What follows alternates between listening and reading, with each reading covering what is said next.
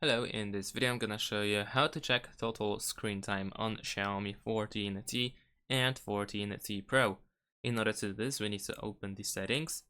In the settings, you want to scroll down until you find digital well-being and parental controls, and then go there. And over here, you will find a quick summary of your usage of the device. You can tap on this text over here in order to go to this dashboard where we have more details about the screen time. Now over here, we can see the time spent today. We can also tap on these graphs on over here in order to take a look at previous days. Of course, we can also use these arrows over here in order to move to different days.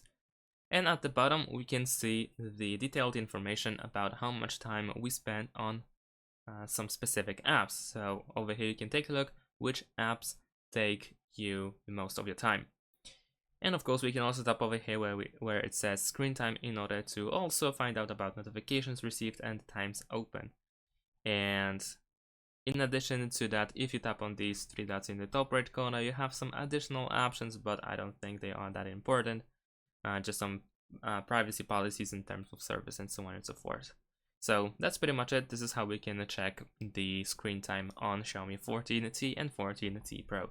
Thanks for watching, leave a like and subscribe to my channel, and see you in my next videos. Bye!